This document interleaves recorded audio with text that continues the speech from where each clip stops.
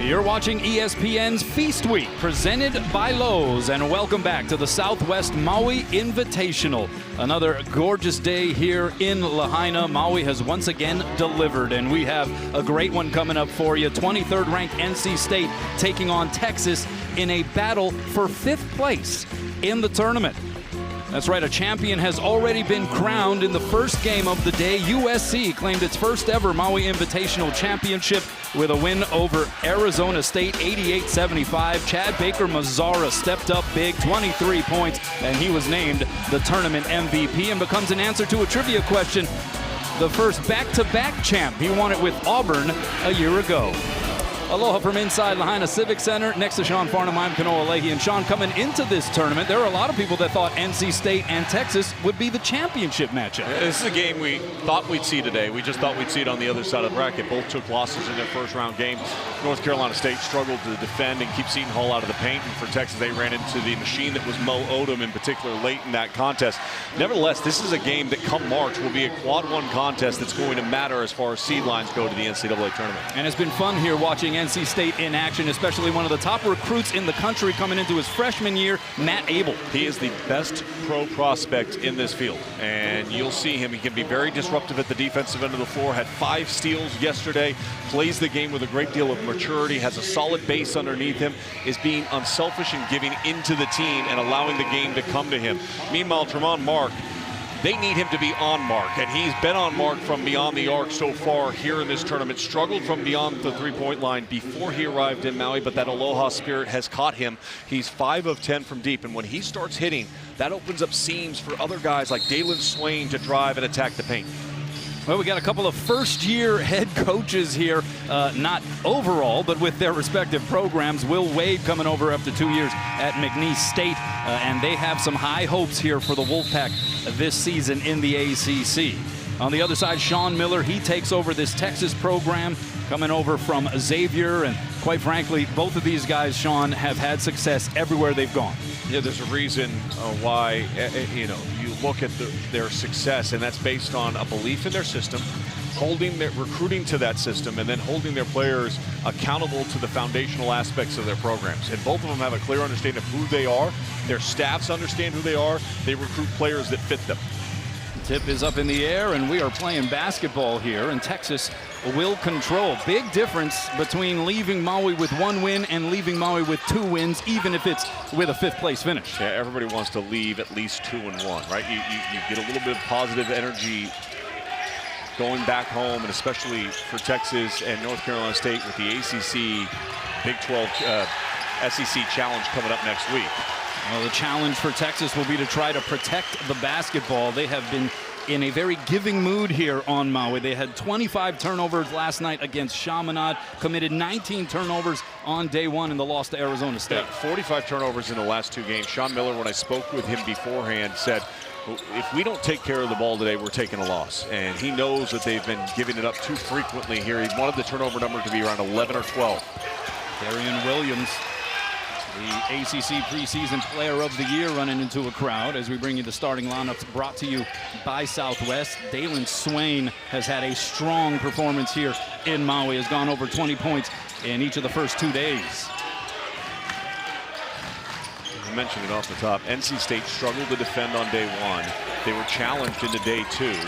And usually when you get challenged, you end up being overly aggressive. They struggle to defend without fouling in game 2. They've got to settle back into how they're going to defend moving forward, keeping teams at bay, using their athleticism to force contested shots. And that shot just trickles off the rim, but a foul is drawn by Quadir Copeland, a guy who followed Will Wade over to NC State from McNeese State.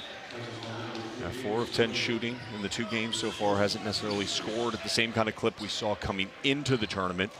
You talk about his background, whether it was at Syracuse or McNeese. He's a good finisher, can drive either way and use either hand to finish around the basket. Yeah, he is a Philly guy, and so obviously brings a little bit of that kind of toughness to the fray. But he is also, according to head coach Will Wade, very loud, one of the more vocal players on this NC State roster. Thought you were going to say similar to sitting next to me. That's what you tell all your friends about me. Farnham's really loud. That's a given. So Copeland able to break the ice. About a minute and a half gone by here, just 1 point to speak of. And that's the other challenge, right, Sean? Is this is a lot of basketball in the span of 3 days for both of these teams. I go back, a lot of these guys on the AAU circuit are playing multiple games per day. But yeah, it is, because the level of intensity and the adjustments to the different styles of play in which they'll face, that's a travel. And Swain lost his balance, and so a giveaway there. That's already 2 turnovers here for the Longhorns. Coming into this tournament, they were averaging only 9 turnovers per game, and that has not made that man a very happy camper.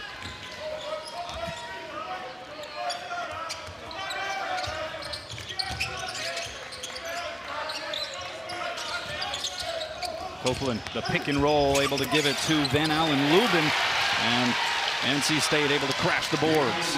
He's coming off a double-double, his first double-double of the season against Boise State, where he had 11 points and 12 rebounds. Undersized when you look at the interior presence of Texas, but he has the upper body strength to finish through contact. He does a great job of screening and then just diving right to the rim, and if you're standing in front of him, he's just going to try to initiate contact and go through you. At 11 points, 12 rebounds against Boise State. That was his first double-double, but got very close to a double-double on day 1 against Seton Hall. Had 16 and 9. Van Allen Lubin and teammate Trey Holloman. Another couple of guys who played in last year's Maui Invitational. It wasn't just Chad Baker-Mazara who got the tournament MVP in his 2nd straight championship title, but you have a lot of experience here in this gym on this NC State team. Yeah, good job, help side rotation. Darian Williams rotating over the Texas Tech transfer. We haven't talked about him yet. We will. Volkatitis, number 8 in white. If it's the first time you've watched Texas this season, he can really carve up a lot of space. I'd look for him to get another touch here and trying to get him, but the help side rotation's pretty good right now, pinching in on that backside. Under 10 to shoot. 4 seconds. Tremont Mark going to try to do something with it, and he stumbled and fell, and he gets called for the traveling violation.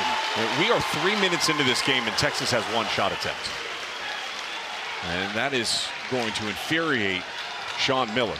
Now you have to have clock awareness. The shot clock's winding down. Fine, you want to get into Volkatitis. If the defense is pinching in on the help side and you're not able to throw over the top, reverse the ball and start to power dribble in and see if you can draw 2 to you and kick and find a better look. Darian Williams stepping into a 3, rattles it home. He's the top scorer, averaging 20 per. Dropped 16 against Boise State in a day 2 win yesterday. He has a neon green light. It's not just green, it is neon green. Anywhere he is on the floor, the ball is in his hands. Will Wade wants him to be aggressive.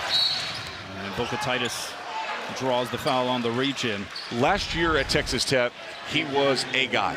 You know, JT Toppin was the conference player of the year, but he was a guy and an important guy in that Texas Tech Red Raiders team. This year, he is the guy for the Wolfpack, and they are empowering him to do that, and they want him to be a plus 20 point per game scorer, and they need him to be. He's got versatility, can score at all 3 levels. He can bully ball his way back in with his post.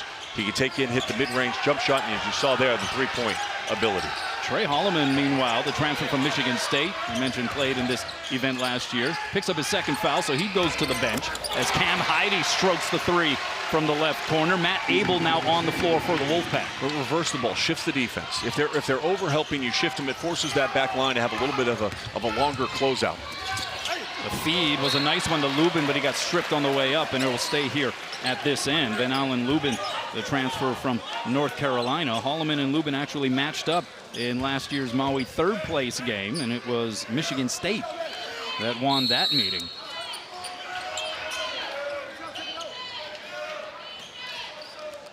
So Wolfpack inbounding from the baseline.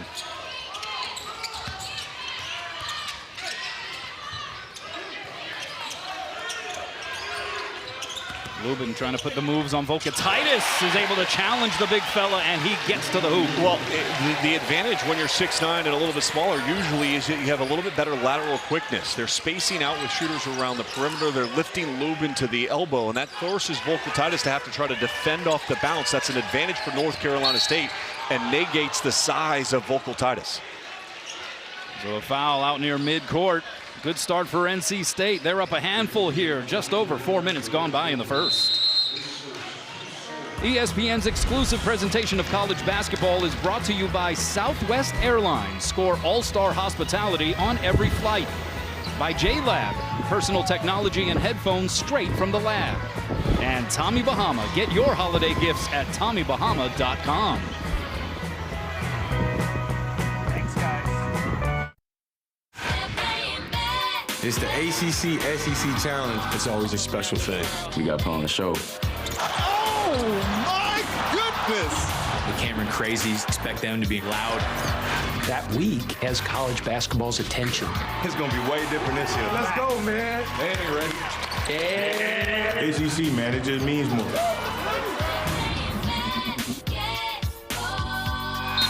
Always a fun couple of days. ACC, SEC Challenge, NC State. 23rd in the country. Preseason picked to finish 4th in the ACC. Duke the favorite. What do you think about how the ACC is looking, especially at the top of the stack? Well, I think the ACC is a lot better than they were a year ago. I don't disagree with that poll. Virginia scoring a bunch of points. Of course, they're going to be at Texas as part of that challenge. But NC State will wait at ACC Media Day. When I was there, I asked him, I said, so tell me about your team. He goes, we're a top 4 team in the ACC. We're going to make an advance in the NCAA tournament. And we have flipped it quick. And he usually does, but there was a confidence about him that wasn't arrogant, because it's about the belief in what he's seen from this group already. 5 seconds on the shot clock here for Texas. Jordan Pope, long 3, and he gets it to go. And part of the reason why he has so much confidence is the transfer portal's been really good. They've been able to recruit. You talked about Abel and how important he's been, and then talking about Cole Kluwer.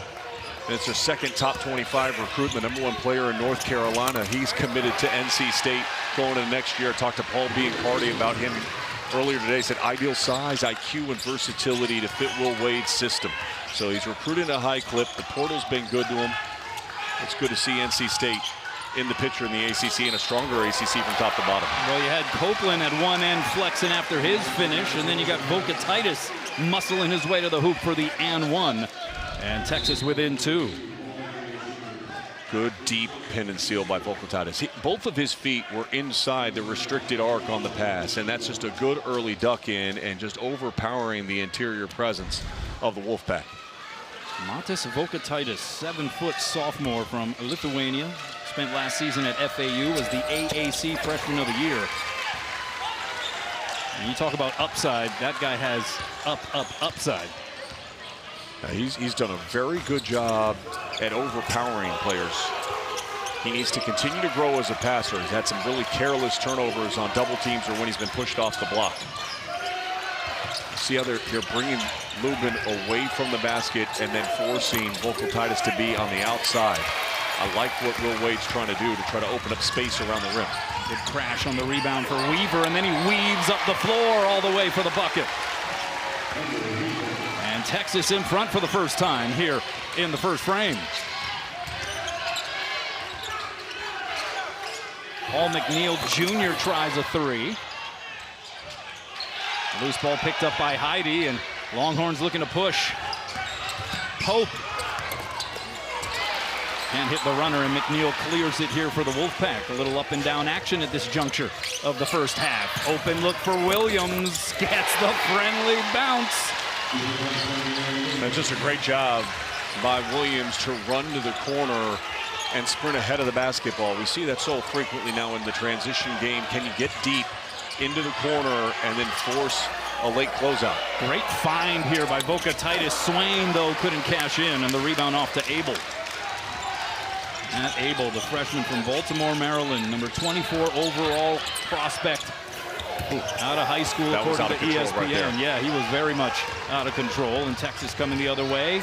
Catch and shoot for Pope, and he drills it, and he is starting to find his range after a pretty slow start shooting-wise this season here on Maui. Well, and they found their range in particular in the second half. They shot it awful in the first half last night, but then turned it on and made the first 7 3-pointers they attempted against Chaminade in the second 20 minutes. Yeah, 10 of 15 from 3 in that second half against the Silver Swords. Longhorns off of the rebound. Swain, he's just going to take it himself. Oh, got partially blocked. He wanted a foul, no call. Pope. Off the mark there.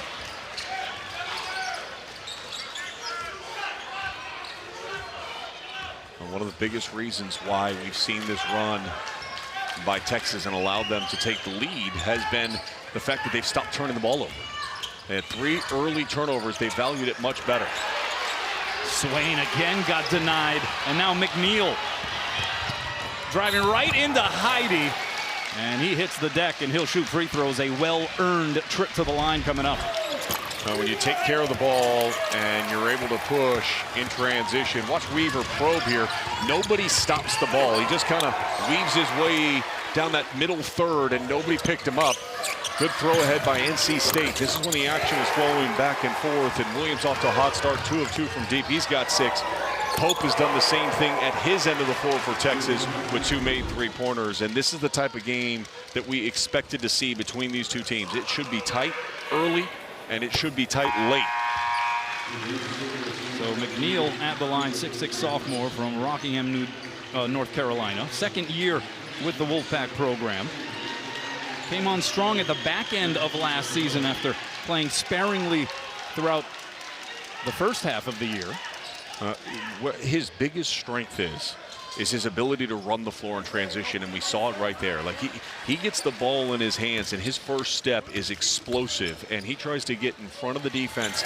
And then if you're going to drop him to the floor like they did there, you go to the free throw line and knock it down. An excellent free throw shooter at almost 90%.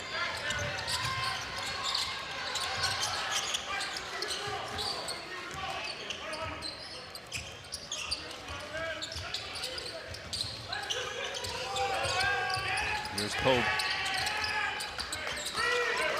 Weaver with 10 on the shot clock, and a lot of contact there on that drive. It's going to be a defensive foul against the Wolfpack, and that's going to get us to another timeout on the floor. Well, we thought it would be a good one. 1-point separation here with 12 minutes there and about left to go in the first half.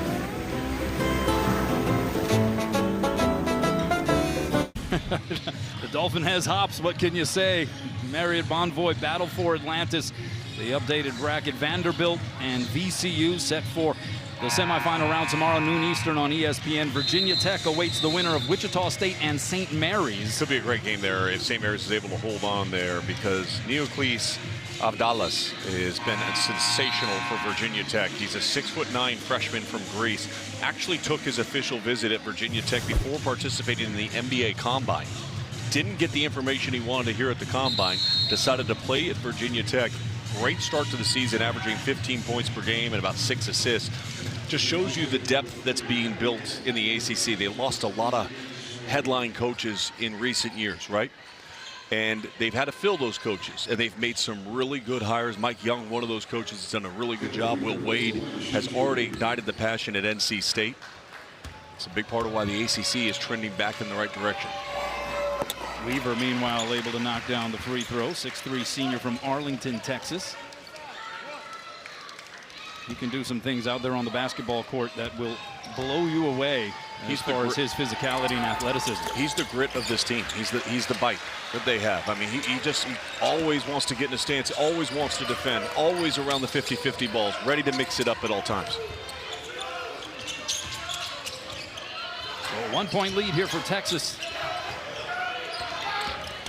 Alan Breed on the drive, leaves it for Musa Sanye, fresh into the game. Now Abel off balance with the left. Weaver doing a great job keeping him in front of him. He went up the elevator shaft for that rebound as well. Pope steps into one. He's good again. He's feeling it right now, and they've got to be able to get to him. And Will Wade upset with his freshman. 2 very poor shot attempts from Abel already. And when you miss at one end, Texas has found its rhythm, in particular from deep. 4 of 6 from beyond the arc, and Pope's got 3 of them.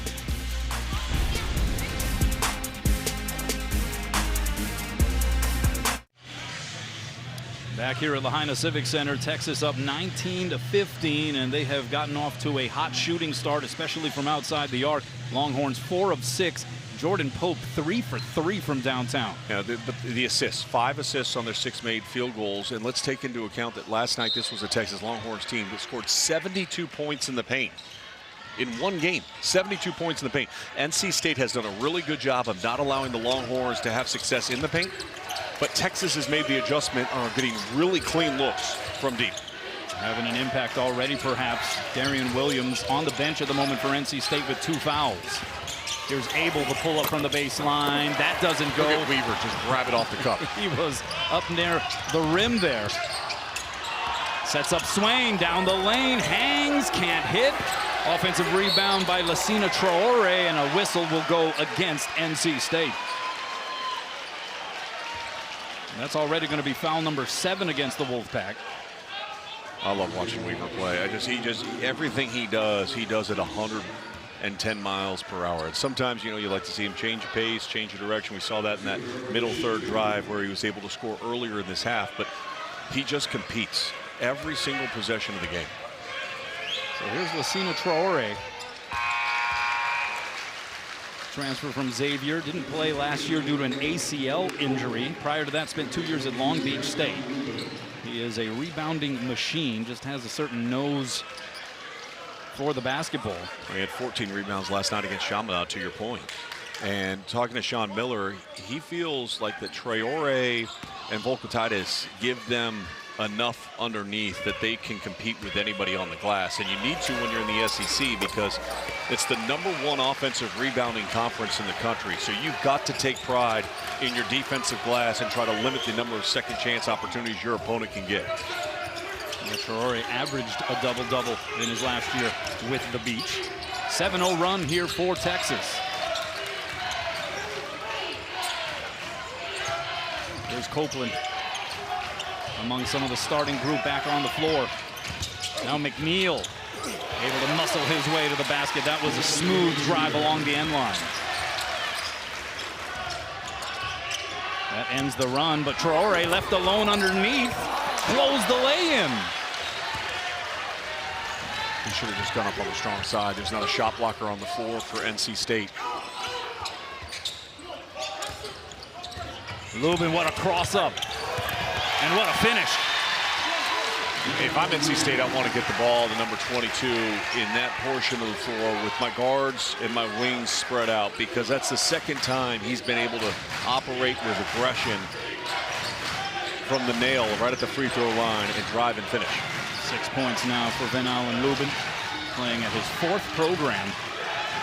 As mentioned, most recently at North Carolina, also played at Vanderbilt and Notre Dame.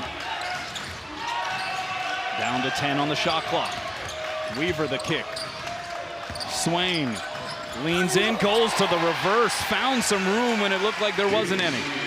He's so strong and kept his composure there with his footwork. Weaver falls to the floor, so it's Lubin wide open for 3. Unable to hit. Simeon Wilcher snags the board. And we're going to have a blocking foul. This is going to go against Breed. And that's his second. Now, this is what I talked about with Lubin right in the center of the floor against the bigs. He's undersized, but he has the quickness and the burst to get by. And then at the opposite end of the floor, a little jab step allows that seam to create and open up for Dalen Swain, and he made the most out of it with the reverse layup. So Weaver again to the line, shooting the 1-and-1 bonus here. 18 fouls for NC State, 2 on the Texas side. And Sean Miller, that has been quite the topic of discussion, the number of fouls that his team has been called for here on Maui, particularly on night 1 against Arizona State. Defending without fouling, you have to make the adjustments. The officials in that game were calling it the same way for both teams. That's why we saw so many free throws. What a finish there. McNeil up in and 1. So Paul McNeil providing a spark. That's where he's at his best. You know, he's struggling from 3. Turn it down, cut off that screen, have your hands ready, and long, lanky athlete able to finish through contact.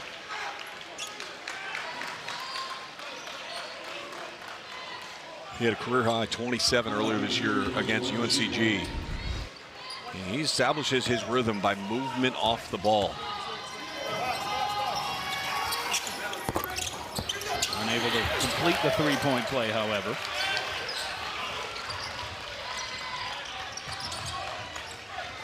Two-point contest here, under 9 minutes to play in the first. Volkatitis They tried to lob it into him, but over came McNeil. Great help side defensive rotation. His fingerprints all over this last stretch here for NC State. Steps back behind the three. Unable to hit that. Rebound caroms to Tremont Mark. The pull-up from the free throw line, that's good.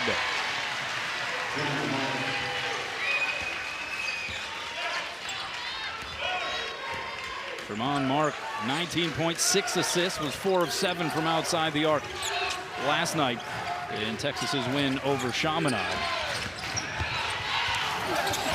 Reed got denied. Wilcher circling, nobody picks him up, so he'll shoot it. And a rebound off to McNeil, who's a little bit of everywhere right now for the Pack. Not a bad shot, even though it was the miss, because you had Volkatitis running right down the middle of the lane. Just really good defensive rebound in that time by NC State. How about that? That was one-on-one, and Copeland just saying, I believe that I'm getting by you, and I don't care what's behind you. I'm going to finish. Wilcher was in a stance and couldn't keep him away from getting downhill. And then the dipsy-do finish, that was dynamic. Been a good game here so far, Sean. And that one lost out of bounds. Who was last to touch it? And it's going to be NC State basketball with 7:08 left to play in the first frame. You can run beautiful plays, but sometimes it comes down to just one-on-one, wanting to make a play and having the athleticism to do it. Copeland had both on that finish for NC State.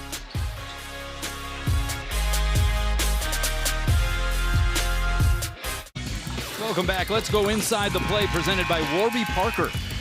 Texas so good at establishing its interior presence. The high-low, watch here. Paul McNeil is going to rotate over and get right on the backside of Volkatitis.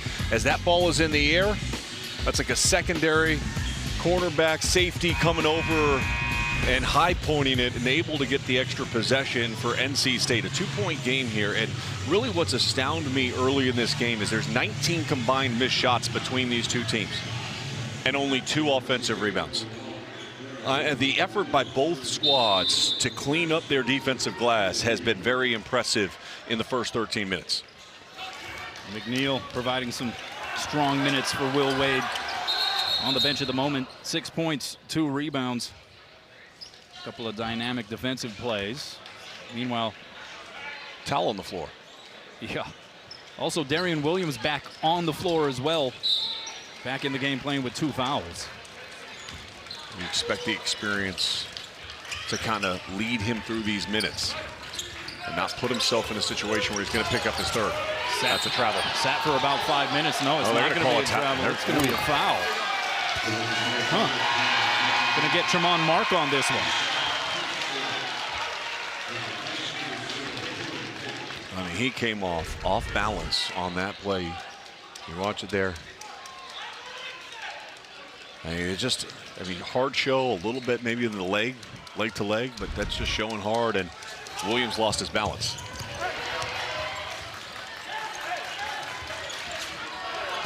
Copeland, a really good distributor of the ball as well, which is part of the problem on the drives. You've got to have awareness when he's driving because he has a great ability to find his teammates. And that's going to be Heidi picking up that defensive foul, his second.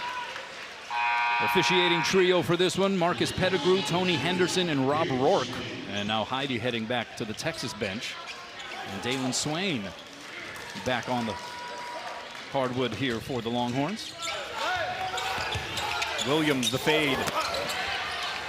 Drew nothing. Rebound tugged down by Wilcher.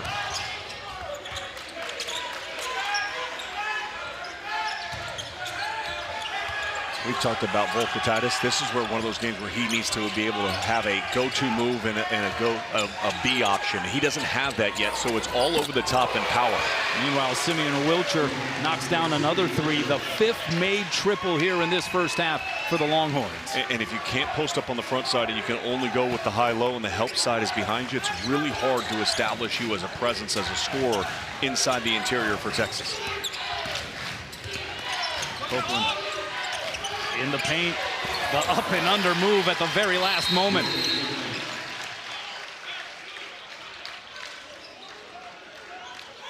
And we're we're going to have a little delay of game warning there against Quadir Copeland. Wilcher doing an excellent job moving without the ball. He's got the ball in his hands right there. Watch as he gives it up. He immediately circles through along the back line. Nobody is there. Miscommunication defensively. We haven't seen a lot of miscommunication in the first half by NC State, but certainly on that play, nobody was talking along the back line of the defense. And with that make by Wilcher, all 8 players who have seen the floor for Texas have scored. Weaver had a look there and hesitated. Over the top, the pass to Vocatitis secures the pass, and he gets fouled. So free throws coming up here for Matis Vocatitis, drawing a crowd after the catch. That's going to be on Copeland, his second. Vocatitis with only 1 shot attempt so far in the game, averaging almost 16 points per contest. Does an excellent job drawing fouls, getting opponents to foul him over 6 times per game. Friday, it's our ABC Rivalry Week college football tripleheader at noon Eastern. The 122nd Egg Bowl between 7th-ranked Ole Miss and Mississippi State. Then it's clean, old-fashioned hate with Georgia and Georgia Tech, followed by the Lone Star Showdown between Texas A&M and Texas. All 3 also available on the ESPN app. So you have Copeland, Holloman, Williams, and Breed, all with 2 fouls. Any truth to the rumor that Lane Kiffin is going to coach a basketball team next year? I mean, he's coaching, supposedly he's getting every other job in the country, right? I mean, yeah, Florida fans showing up to the game a couple weeks ago. We want Lane. It feels like anything's possible at this point when it comes to Lane Kiffin. Trey Holloman, wild shot, and the rebound off to Swain. Pope will try another, and he will stroke another. He's just in such rhythm. His base, he is stepping in on that catch, knowing he's going to go up for a shot and having the confidence to drill it. The last touched out of bounds by Texas, according to the officials, but Jordan Pope is piping hot. Look at his feet. I mean, he plants, it's 1-2 pivot, shoulders square, and just let it rip. 4 for 4 from beyond the arc. He's got 12 points here in the first half. McNeil throws it to nowhere, and it's now a foot race. Williams chasing Swain. Well, and Williams can't foul there. He's got the 2 fouls. He knows he can't pick up his 3rd, and so he just has to pretty much bail out and give Swain the ability to finish at the iron, and a 10-point lead, the largest lead of the game for the Texas Longhorns. What have you seen that has turned things in favor of the Longhorns over this last stretch? They're not turning the ball over. Defensively, they're doing a really good job staying between their man and the basket, forcing contested looks. And as long as they haven't fouled, North Carolina State hasn't gotten a ton of really good looks in the last 5 minutes. The ball movement's been really crisp for Texas. Movement away from the ball, we showed you. Wilcher slide all the way out from the strong side, cut along that end line to that 3-point shot. That time a little of a dribble handoff.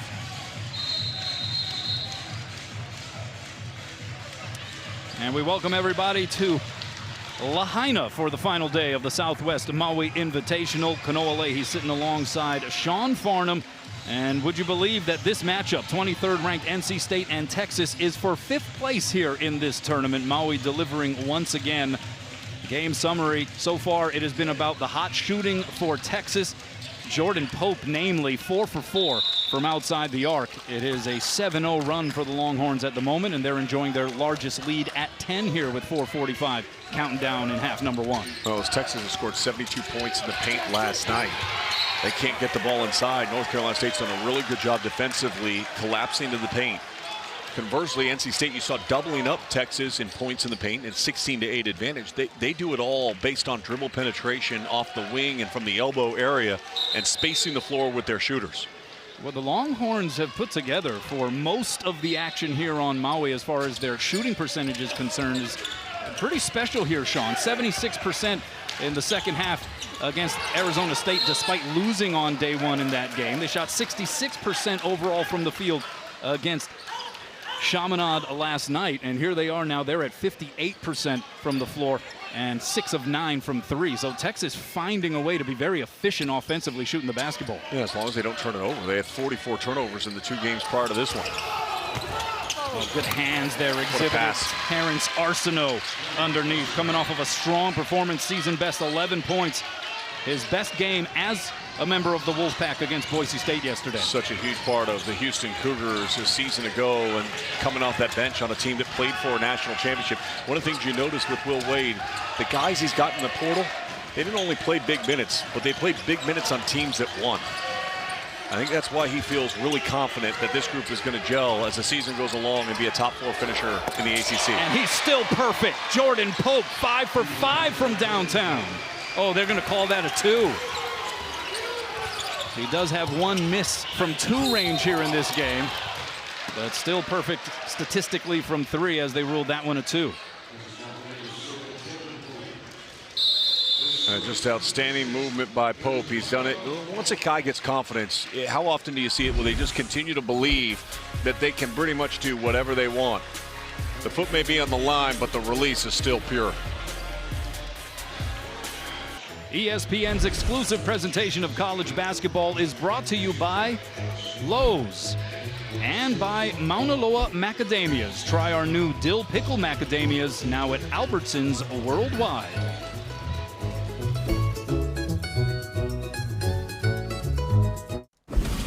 Malcolm Tom Zubin coming up at the half. We'll show you how Maui was won today by a team that's never won it before, and Gonzaga in a horse race with Michigan that they are losing badly. More on that at the half. What are you seeing here in the first half? A guy that's playing like a guy that doesn't make a difference what type of defense you have on him. He's just on a heater right now. Coach, some of these shots he's hit are tough, contested threes. Yeah, but at the same time, it's how open he is. I mean, it looks like an ocean right now to him, literally, right? And he's right there.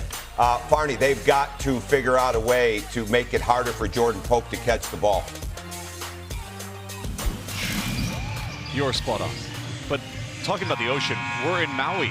Can't we just enjoy the ocean while we're here in Maui? I agree with Huckabee. But yeah, time now to take a look at the experts at work, brought to you by Principal. Sorry, kiddo, I took your line. But here shows you what Coach is talking about. Late closeouts, right? You have to have an awareness. Sometimes as a defensive player, you come into the game with a scout report. You think Pope isn't going to necessarily be the guy that gets going, averaging just 9 points per game. But when they start heating up, you still have to start making the adjustment, and you have to make them feel uncomfortable, and that's what Coach Crean was talking about right there. You've got to step into him. You've got to be touch tight, because he's 4 of 4 from deep, 5 of 6 overall, 14 points here in the first 16 minutes of this game, and is in great rhythm. He had 15 points last night against Chaminade. A lot of those came in the second half, and it's carried over into this afternoon. Meanwhile, out of the timeout, Ben Allen Lubin. I say this afternoon, and everybody on the East Coast like, we're going to bed, Farney. What are you talking about? Right. Lubin going 1 of 2 at the free throw line. A beautiful day outside Lahaina Civic Center here in the islands. Bittersweet final day of the Maui Invitational. Yeah, here's the difference, though. You live here. Here's Pope. Oh, a rare miss. His first from outside. Wilcher on the reset. And he knocks it down. Unbelievable. 7 of 11 from deep. Everybody getting in rhythm. Pope, that was a clean look again. Nobody was around him, but the kick out to Wilcher off the offensive rebound. A really good time to let go of 3 on an offensive rebound, and those have been few and far between in this game. Here's McNeil. He has been providing a spark for NC State. Lubin, the offensive board, the muscle, and it goes through. It got punched back up through the hoop, but they're going to count it. 9 points now for Lubin. Only 2 offensive rebounds for the Texas Longhorns. This was their second rebound, and look how everybody from NC State was inside the paint. It forces that late closeout. Wilcher let it rip. Jordan Pope brings so much experience to the floor. This is his 101st career start here of this afternoon. And here he is from way outside. Oh, he is feeling it.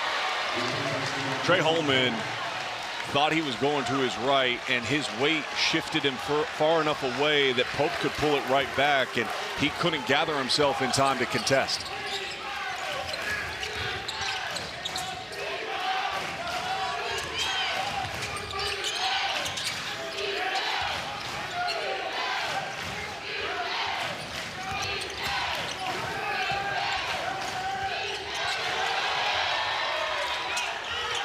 4 seconds to shoot. Lubin, tough fadeaway, doesn't get the bounce.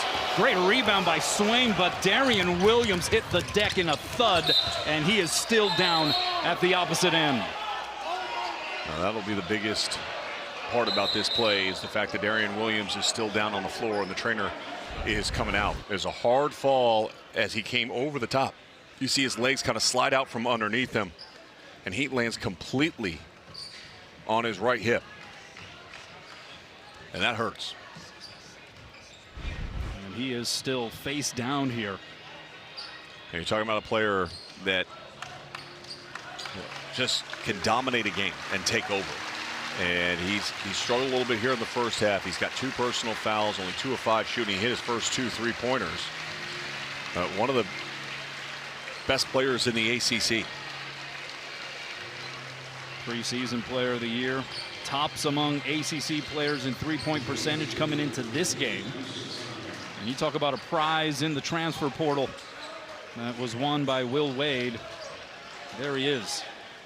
But he will be tended to here over the last $1:59 on the clock in this first half.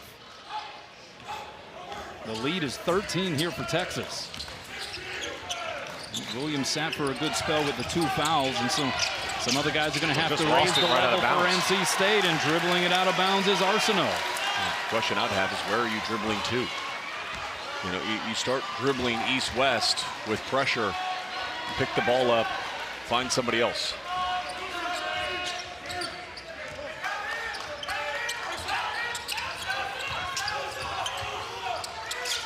Skip pass, it's Swain. They can overhelp on Swain because he's not a 3-point shooter, but he can't do that. Yeah. You can pitch in and try to take away the interior, but I was short close. They hard close, which means they're going all the way out to the 3-point line on a guy that has no confidence in his 3-point shot right now. Ray Holloman off the mark on the jumper. Long rebound out to Weaver.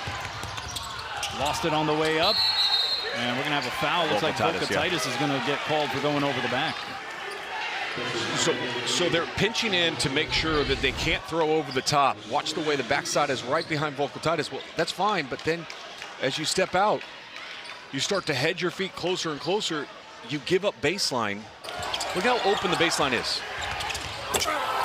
You can't open up your stance and give up the baseline that easy. If you get beat off of one dribble, it's really hard for your help side defensive rotation to get there in time to cut that off. A 17-5 run for the Longhorns over the last 4 minutes and 20 seconds, and Terrence Arsenault shooting the 1-on-1 bonus for NC State. He's able to knock it down. And on this drive, this is what we see a lot of in college basketball, the fake post. Like, I'm not posting up, I'm just going to make some contact. That's actually an offensive foul there, by the way.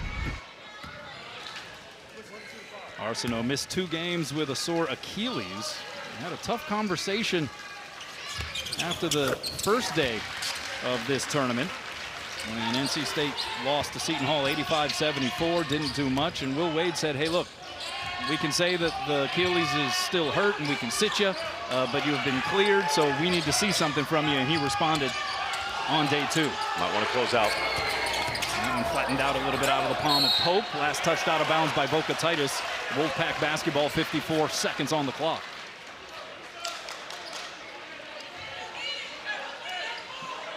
How about since the start of the second half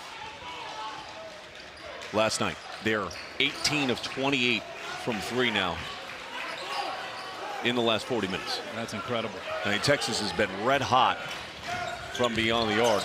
That's 64%. Tough to beat a team that's knocking down 64% of their shots from beyond the arc with the volume that they're shooting. Holloman able to splash that one. Much needed bucket there for NC State. Down by 11. Swain off of the hezzy. And a foul. Texas wants the bucket to count on a goaltend, but no such ruling from the officials. And we got free throws coming up for Dalen Swain. Dalen Swain, the team leader in points, steals, and minutes played. A guy who can do a little bit of everything out there, Sean. And he followed Sean Miller from Xavier to Texas. I think that's so important to understand the cohesiveness and the bond that he has with his coach and how that starts to become the voice within the locker room. Not just out on the court and understanding the verbiage and how Sean Miller communicates to his players, but being the guy in the locker room that when coach gets heated a little bit, hey, I've been there. I've seen this before. Or what, hey, I'm not understanding what coach is saying. I understand because I've gone through it. And that's what Dalen Swain has been able to bring to the Texas Longhorns outside of just what he's been able to do out on the floor, which has been at a pretty high clip. We're going to have a timeout here by Sean Miller. Texas up 47-34 with 33.7 left to play in the first frame. Part of the reason why Texas has this 13-point lead has been their ability to play out in front of NC State's defense. They've been outstanding in fast break points. They're plus 10 right now in fast break points on this game. And when they're getting the rebound at the defensive end of the floor, they're looking to push and create right away. You've got guys sprinting out to the corners. They're throwing it ahead. They're attacking the paint off the bounce. Their level of aggressiveness off the rebound and that in transition offense has been very key to Texas in the first 20 minutes. So what can NC State do to offset some of that rhythm for the Longhorns? Well, if you're going to crash as much as they are to the offensive glass, you might give up those runouts. So now you've got to start thinking, if you're Will Wade, how many are you going to send to the offensive glass? Do you want to bring guys back? Do you make sure you're trying to stay on the high side? Because sometimes they're trying to get the offensive rebound, but they're underneath. So on those long rebounds, it's going over their heads. And you lose the numbers advantage at that point in time. So a just about 4-second differential between the clocks here. Thought we were going to see like a little bit of a football play there. I was getting excited. Like hot route, hot route. Crab cakes and football. That's what Maryland does. It's Thanksgiving week, baby.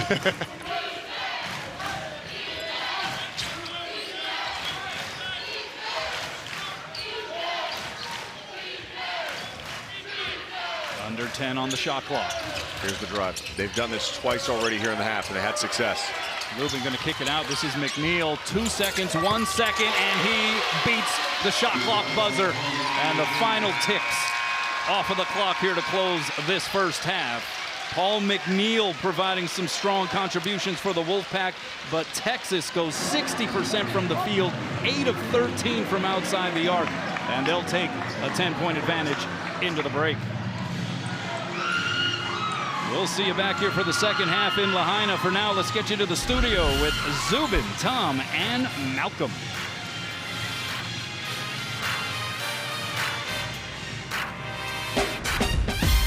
All right, Kanoa, Sean, thank you very much. You guys are about to determine who will finish in 5th place.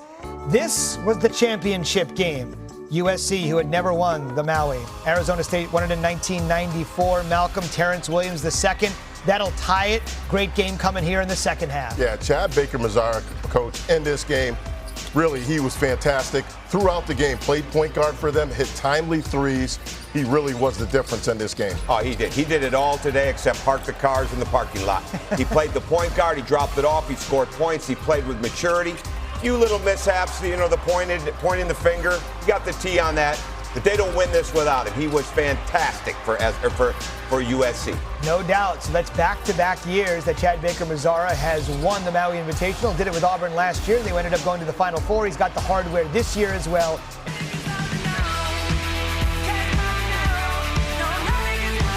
10-point game. Texas in the lead. Winner finishes 5th. And Maui heads home stateside with a dub. Second half is next.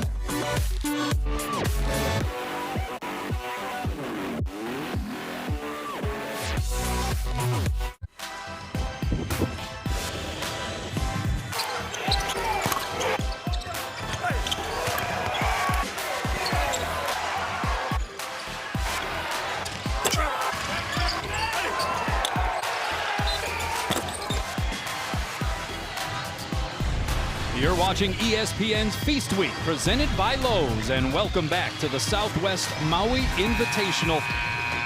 Yes, the sun's starting to set here on the west side of the island. Lahaina has been wonderful to us again. It is halftime. This battle for 5th place, Texas up 10 on NC State. Aloha once again from inside Lahaina Civic Center next to Sean Farnham. I'm Kanoa Leahy. Both teams doing things differently here. NC State has found most of its offensive success going to the basket. And Texas has done a really good job of forcing them to play one-on-one, right? The assist total, only 4 assists on 14 made field goals for NC State, and that's because a lot of it has been one-on-one matchups, feeling like they could change direction, get downhill, and be able to score. They've doubled them up. They're plus 10 in points in the paint in the first half. Meanwhile, Texas scored 72 points in the paint last night. Tonight, they're taking what the defense gives them. NC State's done a wonderful job of collapsing and forcing them to shoot out over the top, but Texas has figured that out. Their movement without the ball has allowed them to get wide open looks from 3, 8 of 13 from deep.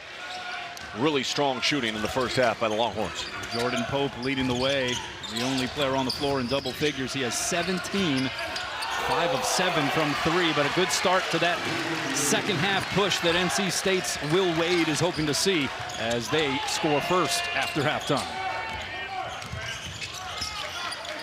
Lubin now up to 11. Texas had 3 turnovers in the first 3 minutes and only 3 in the final 17 minutes of the first half. Good to see Darian Williams out there for the Wolfpack.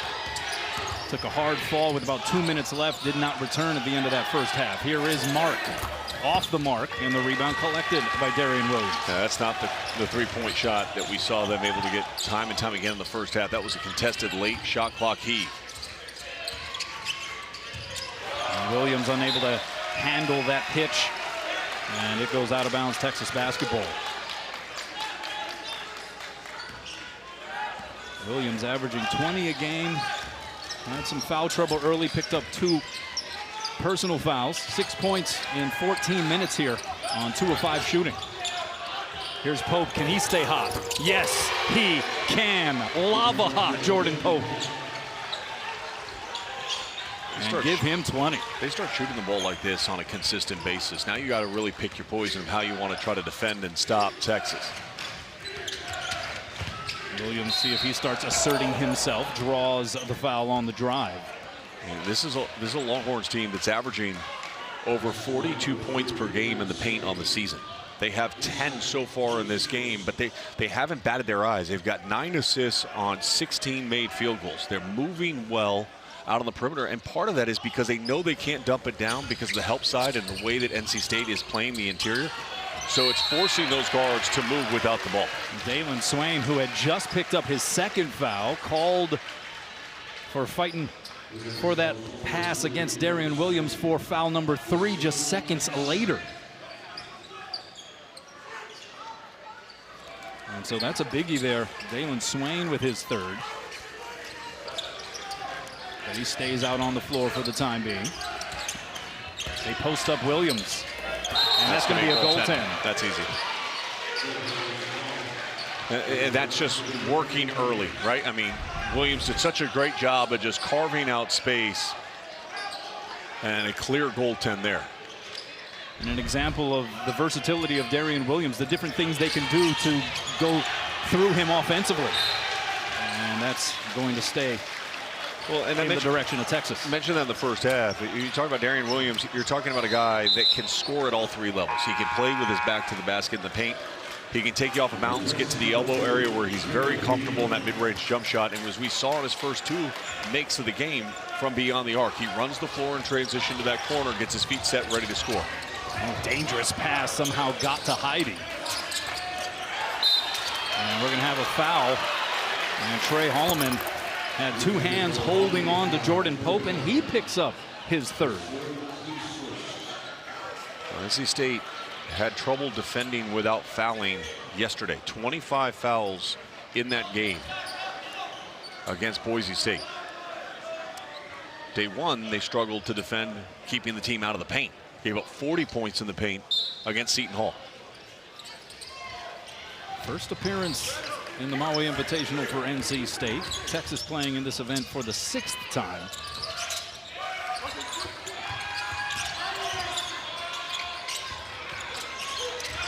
Here's Swain, gets it over to Pope on the wing, 5 seconds to shoot. Swain's gonna hoist. Can't get the bounce, and we're gonna have a whistle there as Volca Titus was able to secure the rebound, even though he had Quadir Copeland hanging on to one arm. He has the size advantage almost over every single player for NC State. So as the shot goes up, I think this is how Vocal Titus is going to be able to score in this game, is getting offensive rebounds. They struggled to get offensive rebounds in the first half. Only 2 in the first 20 minutes.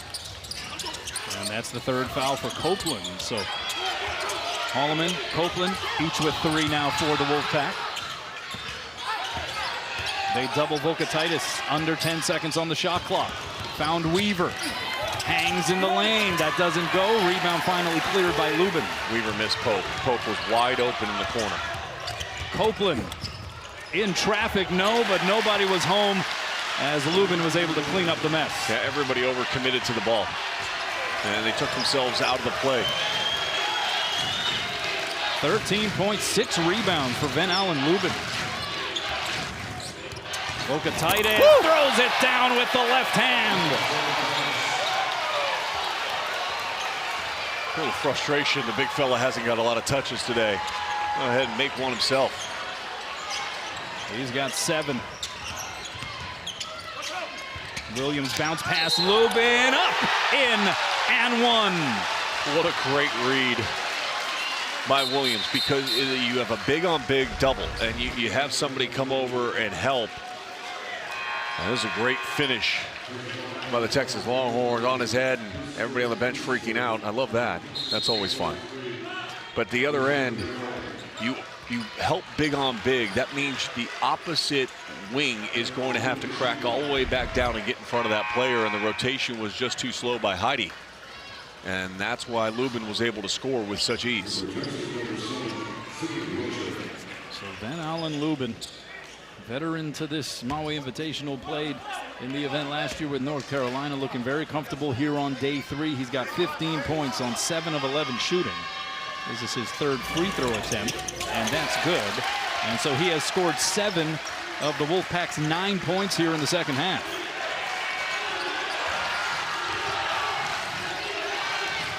Ten-point lead at halftime for Texas, down to 6.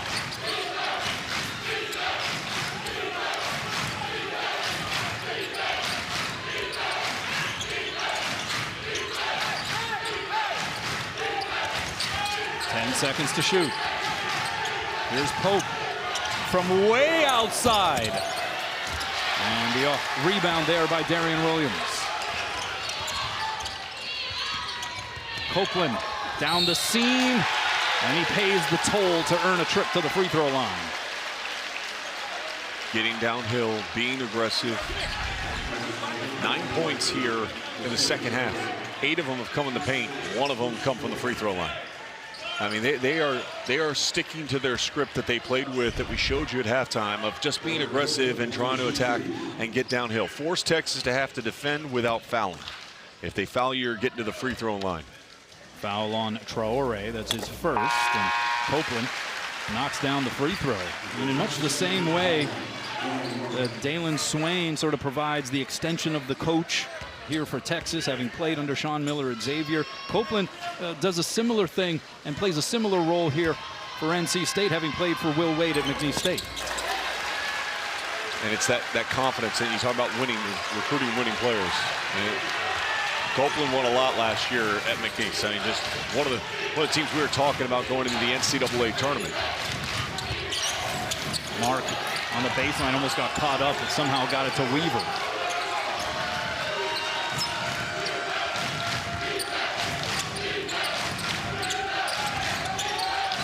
Tremont Mark, 6 seconds inside the arc, the jumper goes. Tough shot, but how many possessions have gotten into the final third of the shot clock here in the second half for Texas?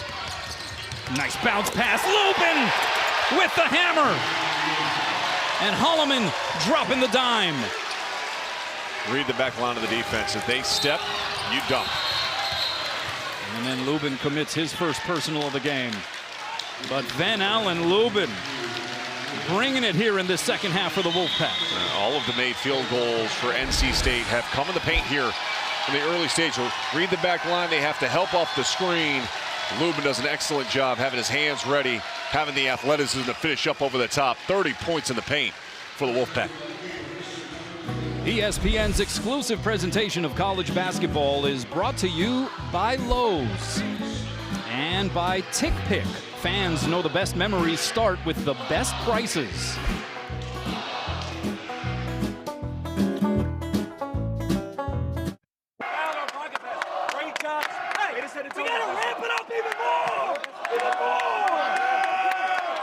NC State has been ramping it up, particularly Van Allen Lubin, season high 18 points, 9 coming here in the second half. And that intensity, Sean, you alluded to it, it has made things much more difficult for Texas at the offensive end. The Longhorns going deep into the shot clock on most of their second half possessions. Yeah, and the reason for that is because it's a lot harder to play out in front of the defense, as we saw in the first half by Texas, when you're consistently taking the ball out of the net. So good offense by NC State. A pointed attack of scoring in the paint. They're 5 of 6, 4 assists on their 5 made field goals. Remember, the first half they had 4 assists in the first 20 minutes, already 4 in the first 4 minutes of the second half. And then what that allows NC State to do is to build their defense, get it set, and force Texas to have to shoot over contested hands in the last third of the shot clock. Got a couple of guys sitting on the bench at the moment with 3 fouls for Texas, Swain and Heidi. You got a couple of guys on the floor for NC State with 3 fouls in Copeland and Holloman. Weaver, too much resistance there in front of the rim. Multiple guys going to the ball on drives for Texas, forcing the shoot over the top. I think your NC State, be patient. Get the ball down low again. Don't settle for a perimeter jump shot unless you're really confident you're going to hit it. Well, McNeil seemed pretty confident there. 12 points for Paul McNeil. Will Wade wanted them to ramp it up, and that's exactly what NC State has done. 16-7 here to start the second half. Texas led by as many as 15 late in that first half. The mood has shifted here at Lahaina Civic Center. 5 seconds on the shot clock. Wilcher lost it on the way up. Able to get it. Someone's going to have to hoist. It is Pope. Was able to get it on the rim at the very least. And Texas able to reset. NC State's just switching everything right now out on the perimeter, and because of that, they're just staying in front of the ball. Pope sets up Weaver. His 3 is good.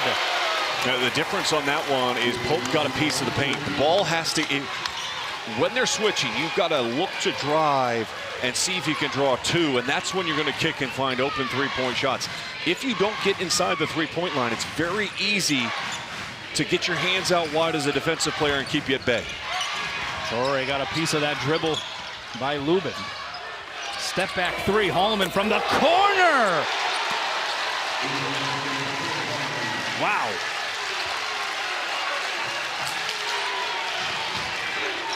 Back to a 1-point differential. And Texas is going to signal for a timeout.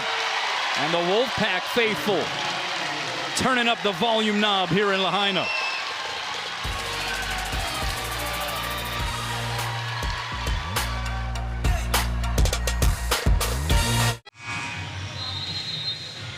Will Wade continues to be fired up in that NC State huddle. And they are starting to find their form even from distance, Sean. The first half, everything we showed you, scoring in the paint, came off of dribble penetration. Now in the second half, it's coming off of ball movement. 6 assists on 7 made field goals for the Wolfpack here in the second half. And that ball movement starts to become contagious, good mojo. That's some of that, what do you call it again? Aloha spirit? Yeah, the aloha spirit starts to come over everybody here in Maui, and the shots start falling, and it's been a thing of beauty. 88% field goal percentage so far here in the second half by NC State. They're switching everything defensively. Texas is getting very stagnant. They've got to ramp things up on their end. And we're going to have a foul as Swain back on the floor was getting harassed there. Who's going to pick this one up? Darian Williams was in the vicinity. He's getting a little chippy. You and I were talking about during the break. It feels like Maui right now, right? Like the passion that you see from both these fan bases. The NC State's fans are all on their feet. Again, we thought this could be the championship game, but the reality of this is a quad 1 opportunity in your non-conference, a chance to make a statement, whether you're the SEC, the ACC, and building the conference resume, so that as you get into conference play, the games matter that much more. we talked about the SEC's dominance last season. So much of that was done with their success in the non-conference schedule. November and December set the narrative for what we were discussing in January and February. The ACC looking to bounce back from last year's season. This would be a nice win for the conference, not just NC State. That last foul called on Williams, his third, and then 2 bodies hitting the deck there. And it's going to go against Sanye on the foul. Let's take a look at the Terry's Chocolate ESPN Events Invitational bracket.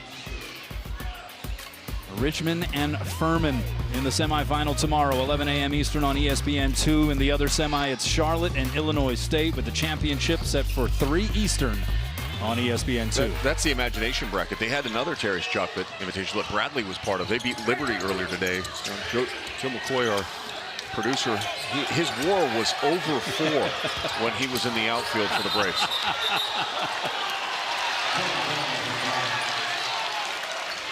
Five seconds on the shot clock. They called a tie-up, and that was interesting because it looked like Volkaitis on his end had the ball between his knees. And that was one of the more interesting tie-ups that you'll see. That's a heck of a WAR. I mean, that is. I mean, it's Hall of Fame-esque. Yeah. Nice inbound. Great contest, but Swain will go to the free throw line. I love that. First of all, great execution by Texas on the out of bounds underneath to get the ball exactly where they wanted to. If you steal points on out of bounds, usually around 8 points or more on those out of bounds underneath, you're probably going to win the game. It's those special situations in a tight contest where it comes down to your execution. But I also love the defense of getting up there and trying to meet him at the apex. Nothing easy. That's also, however, number 4 now on Trey Holloman. So he has to head to the bench.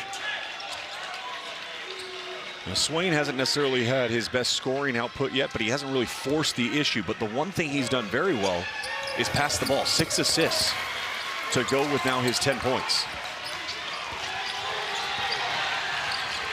So the lead for Texas is 3. Under 13 minutes to play. Now Texas fans on their feet. Williams, the quick trigger. Too strong with it. Rebound off to Weaver.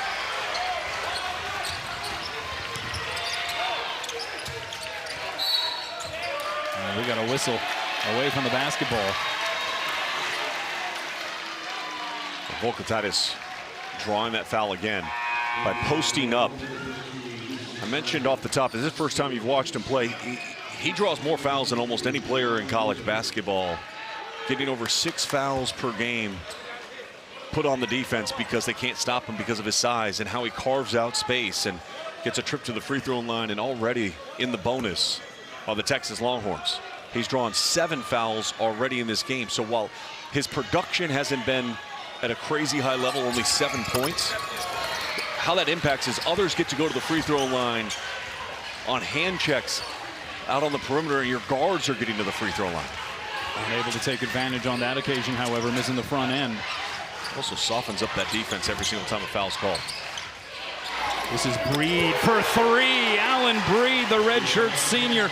Another transfer from McNeese State. Will Wade saying that he is someone I trust, and he trusted him to knock that 3 down. We're knotted at 59, but then Breed commits the foul at midcourt. This is the first time the score has been tied since it was 15-all in the first half. Just great kick out. And Breed has done a tremendous amount of work to come back from an injury a season ago to get back out on the floor. He's got a calm presence. He worked hard to return. He had 4, we got a game against UNCG, had 4 points, a couple assists, a couple rebounds. He had 5 points in 12 minutes against Boise State. That was a big time shot there. So again, Volkaitis gets those fouls. You try to pick up and apply pressure at midcourt. Now you got Tremont Mark at the free throw line. You have 5 players for NC State now with 3 or more fouls. Holloman has 4. A couple of guys on the Texas side with 3 fouls in Swain and Heidi. Mark along with it on that second free throw. 2 out of the last 3 free throws, though, missed for the Longhorns. You got to keep that in mind. When you get there at the line, you got to be able to knock them down.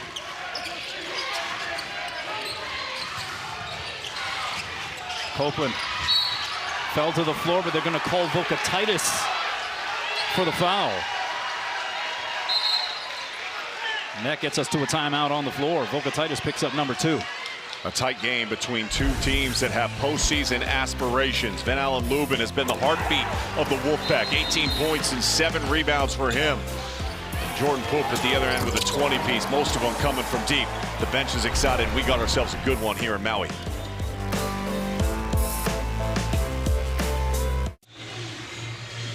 Well, the sunsets here off of the coast of Lahaina as good as anywhere on the planet. An early happy Thanksgiving to everybody. Final day of the Southwest Maui Invitational here from Lahaina Civic Center. Kanoa Leahy sitting next to Sean Farnham, and it's been a good one. Texas and number 23, NC State. What a treat for a game that is for 5th place. You would not know it just by watching the way these two teams are going at it. Now, and NC State has made a committed effort of trying to get the ball inside the paint. They're plus 18 in points in the paint here tonight. Think about that game against Seton Hall. They were minus 14 in that game. Only plus 8 against Boise State. They've done an excellent job being aggressive. 3 ball by McNeil, no good. Hit a couple of those threes, that's fine. But I think you still got to continue to try to attack off the perimeter. And get those short rolls with Van Allen Lubin. Oh, somehow that pass got through to Volkaitis, and a reach-in foul is going to go against Lubin. That's number 8 that he's drawn. And his second personal. I mean, that's just, do you understand how important that is? If you have a big that can draw that many fouls, I mean, he single-handedly means that he's already fouled out one full player. Now, it doesn't work that way because they're spreading those fouls around. But it applies pressure on the defense. It softens them up. Guys are going to have to go to the bench because they're fouling. It gets guards to the free throw line. You're manufacturing points even if you're not the one scoring the points.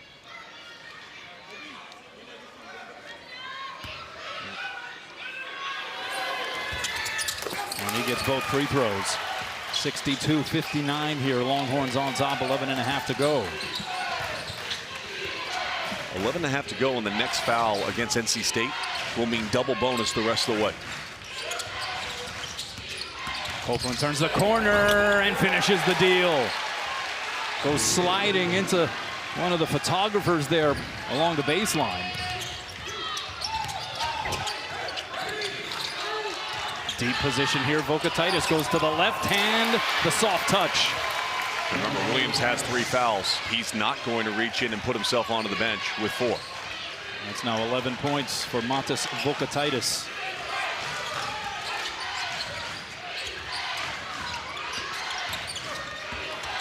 Copeland got fouled. Who's going to pick it up? Is it Volkaitis or Swain? It's going to be on Swain. And if it's on Swain, that's number 4. Now, the interesting thing about that drive is Copeland actually reaches back. Watch Copeland. This is the play before when he's able to get downhill. Hits the cameraman sliding out of bounds. Volkaitis gets his feet set in the middle of paint. Williams with 3 fouls. He doesn't want to pick up his 4th.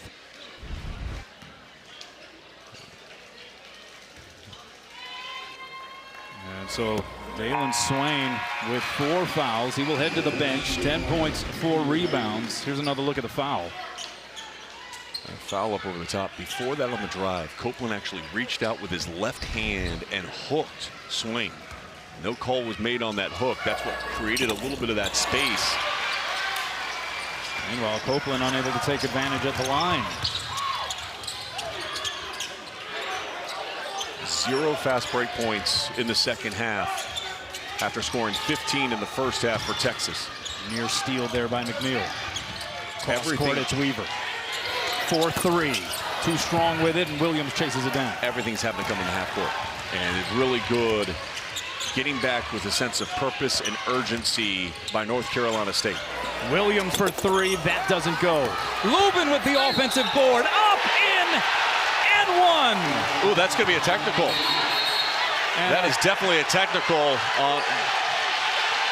You cannot slap the ball with frustration, especially if it bounces off the official's face.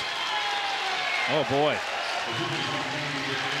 Volkaitis is an emotional player that allowed his emotions to get the better of him. Gets beat on the offensive glass. There's the foul, and then he ties it up and spikes it. Well, when he spikes it, it also hit off the official. Oh, boy. And Miller on the sideline for Texas.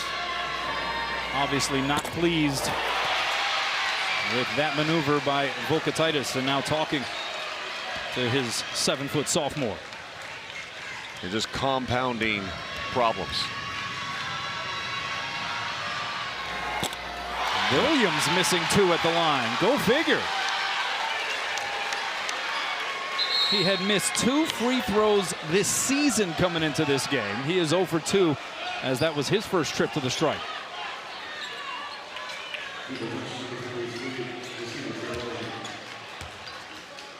Frustration a little bit for Williams. Like, how did I just miss 2? I mean, everybody makes shots here. The Aloha spirit is what you continually have told me over the last 2 days. I mean, the friendliest rims in the universe. Lubin. And we're tied. He's got 21, and he's we're played not outstanding, right? I mean, he is just, he has not been fearful of the interior presence of Texas at all.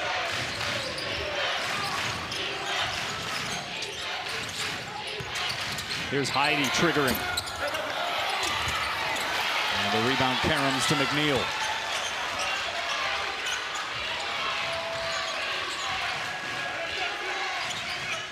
So NC State a chance to take the lead here. Williams for 3. Doesn't go. Rebound cleared by Traore. Pope from distance. They needed it. He's been pretty quiet here in the second half. Hasn't gotten free a whole lot. That's his 7th made 3 of the game. He's up to 23. A great find diagonal over the top. We have seen some great scoring games from backcourt players here this week in Maui. There's a takeaway by Hawai'i. Sends it ahead to Mark. Stopping and popping. And an over the back call will go against, or is that against NC State? No, it was against Traore. That's Traore. That's the good find over the top. They should have done the exact same thing on that last possession. Mark pulled up instead of swinging it. Pope was open on the weak side. He was open that possession. They found him. Wilcher was the one that got the assist on that one. But you've got to read that right in transition. You got 2 defensive players running back to the center of the paint. Mark pulls up. You got no interior rebounding whatsoever, which means you're crashing over the top. That's what led to this foul and allows Breed to get to the free throw line. So McNeil knocks it down. Williams got somehow knocked down to the floor.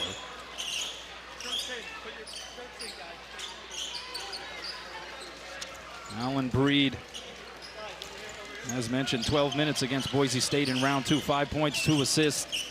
And not been playing all that much. But Will Wade saying that he trusts his redshirt senior, even in big moments. And here he is now. We're under 10 minutes. High leverage situation. And this is one of those moments.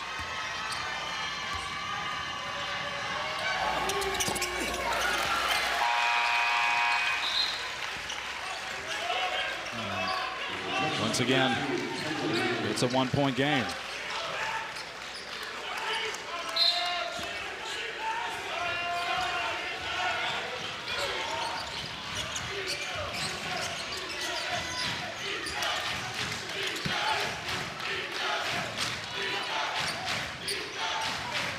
No Swain, no Volkatitis. You got quick ball movement out on the perimeter. Pope thought about it. Under 10 seconds to shoot. Weaver will let it go. And he will hit it. That was a good job by Pope once again. A little bit of that drive just shifts the defense ever so slightly. Kicks it out to Weaver, his 2nd made 3 of the game. How about the 12th made 3 for Texas as a squad, shooting 50% from out there. McNeil to answer, and he does. Right back at you. Same play. Now get the ball in the middle of the defense. You get the ball in the middle of the 3rd. It shrinks the wings. They have to pinch it ever so slightly, especially on that weak side. And you end up finding good 3s. Guard play and making the right decision. Understanding the time and how to open up something for your teammates, so key at both ends of the floor, this time from Copeland. High percentage shots, and they're falling here tonight. 1-point game.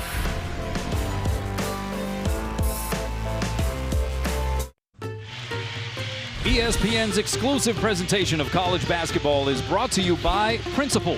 Let's build a retirement and benefits plan that works for your team. Warby Parker, prescription eyewear for clear vision on and off the court. And Southwest Airlines, score all-star hospitality on every flight. Well, with a good finish ahead here in Maui, I want to take a moment. We've had an unbelievable staff and crew all week long, from ops to tape to camera to graphics, audio, engineering, stats. Some of the best in our business, away from their families during the holiday, wouldn't want to be anywhere else than in this gym. I know it, but I appreciate each and every one of you for the efforts that you've put in to make this event so enjoyable for all of us that get to work it, you and I sitting here on the table, and for everybody back at home, including our RoboCam. I love that. But I appreciate it for everybody, and thanks so much for all the efforts of everybody. That's very well said, Sean. It has been, once again, a wonderful experience out here in Lahaina. And the tournament, of course, as it always does, has delivered as well. And this game, I said early in the first half, it's tight now. It's going to be tight at the end. It's the way it's looking with both these two teams valuing the basketball. By the way, only 2 combined turnovers here in the second half, none by Texas. 4 seconds to shoot. Wilcher had to force it up. It'll be Breed into the front court. Breed off the glass. What a nifty move. And NC State in front for the first time since they led 16-15 with 12 minutes left in the first half. So impressed with the defensive discipline of NC State here in the second half. Every shot is a contested shot. Not allowing the ball to really get inside the three-point line all that frequently. Good ball movement there. It's Wilcher open, and he drills it. Oh, the shot making right now is high level. When you bring the double team, you've got to scramble out quicker than NC State did on that possession. But the problem was the ball movement was so crisp, so clean by Texas, they got a good look. Here's Williams. Tough shot there for Darian Williams. That's an 8th rebound for Weaver.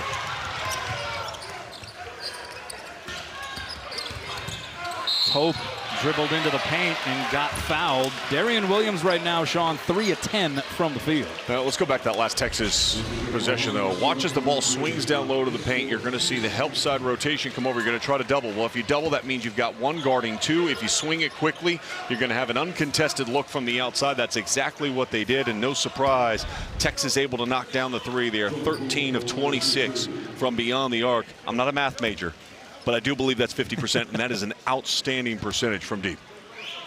A foul called against Breed, and so that is his 4th. So catching you up on some of the foul issues. Holloman with 4, Breed with 4 for NC State. Copeland, Williams, and Sanye each with 3. And for Texas, you have Swain with 4. Vokatitis, by virtue of the foul and the technical, with 4 as well. And Cam Heide has 3 fouls. Well, they were both looking like they were going to check back in for Texas. Then the foul was called, and they went back to the bench. And Sean Miller trying to bide some time and see if this group can maintain. Good defense there by Heide. And now Copeland with it.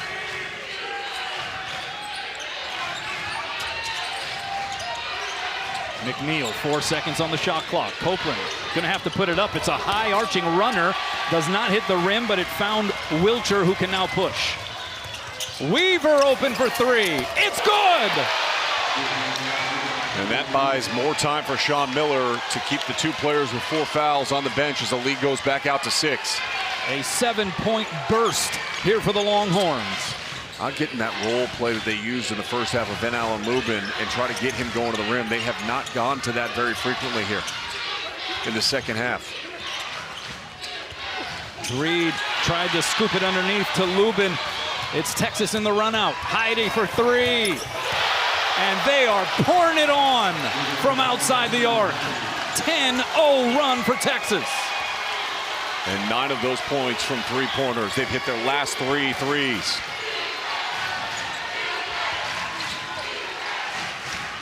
This Longhorn shooting has been remarkable.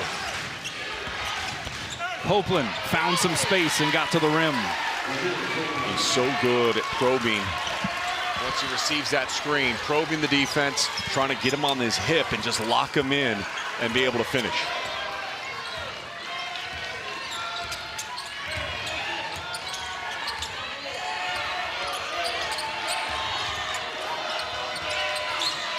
Down to 10 to shoot. Pope.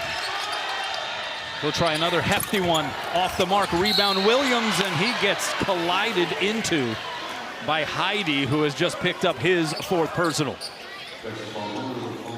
The Longhorns get this lead back out a little bit. Watch the air ball and then run out in transition. They haven't had the opportunity to run in transition frequently here in the second half because of the hot shooting by NC State. But when they've taken advantage of it, the defense is scrambling. They're pinching to the ball, forcing long runouts. Shooters are ready. They've got their feet set underneath them, and they know they're going to let it rip. So both teams now over the 10 foul limit. We got the double bonus going the rest of the way here with 4:53 to go. And Darian Williams, by his standards, fairly quiet night. 8 points, 3 of 10 shooting. Missed his first 2 free throws, but he knocks that one down. And Vocatitis coming back into the game here for the Longhorns, playing with the 4 fouls. How does that change the way he is known to play here over the last stretch? I don't think it changes much, obviously, at the offensive end of the floor. I think defensively, if you're NC State, you want to put him back to the bench as quickly as you possibly can.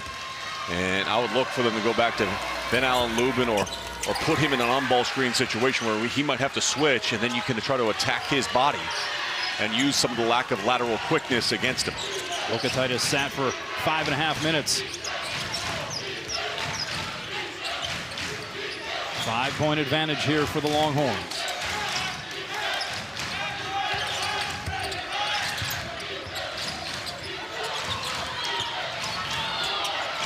Under 10 on the shot clock. Pope got the defender out of the way. Strong with it. Vocatitis offensive board, and he follows it up and in. Second time in the second half, he's gotten on the offensive glass and been able to get a putback. 13 points now for Vocatitis.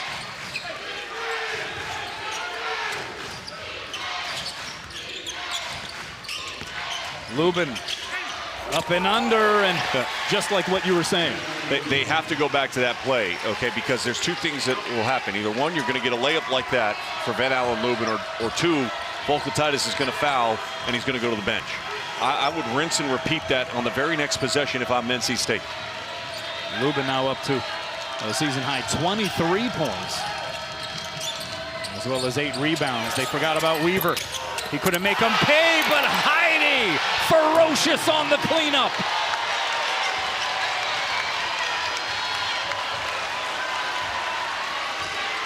Back-to-back possessions, they were unable to secure their defensive rebound, and Texas made them pay on both. 3 ball by McNeil as he fell to the floor. They're going to call it a 2, but they will take a look at it.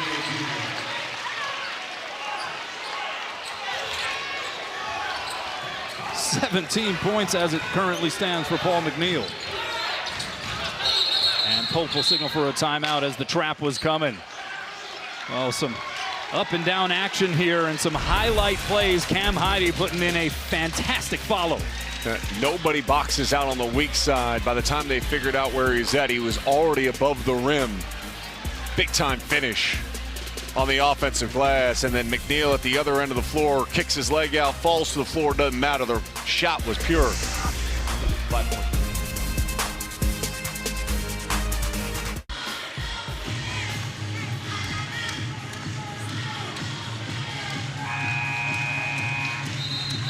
He says 78%. Yeah.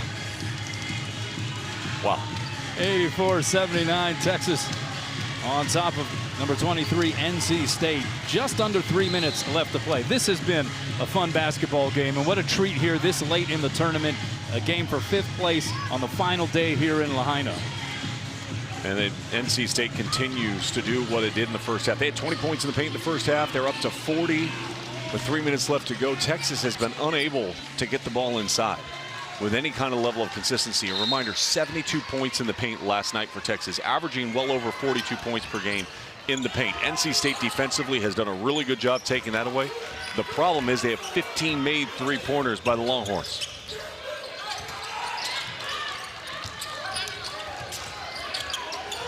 Hawai'i from the corner, strokes it again. Make it 16. Just really good ball movement. And multiple players stepping up. That's Hawai'i's third three-pointer of the game. There's 4 Longhorns that have at least 3 made three-pointers. 5 Longhorns in double figures. Meanwhile, the bruise and the bucket as Copeland trying to single-handedly keep this Wolfpack squad in it. And that's going to be on Vocatitis, and that is number 5. Again, how big was that technical foul that he was issued for slapping the basketball out of the net? A good show, and he gets back, but as he tries to wall up with verticality, contact with the body, not a lot there, to be honest with you. Not much. But you know who will take that call? Will Wade will take that call. That's right. Enough according to the officials, and that's all that matters. It's Swain off of the missed free throw. And he has 4 fouls, too. And he goes tumbling into Holloman. And that'll be his 5th foul. The fouls are piling up, and we're losing bodies here every step of the way.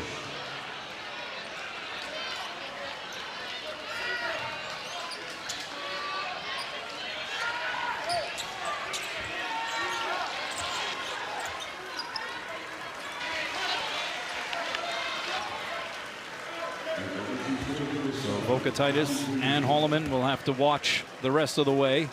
Meanwhile, it is Swain at the free throw line here for Texas. A reminder, WWE Survivor Series War Games returns Saturday night at Petco Park down in San Diego. 5-on-5, locked in a 2-ring steel cage. Cody Rhodes, Brock Lesnar leading their way. It's going to be a fantastic event on Saturday. Streaming live on the ESPN app with the unlimited plan. Paul Heyman said on First Take that it's going to be the best War Games they've ever had. And I listened to the wise man.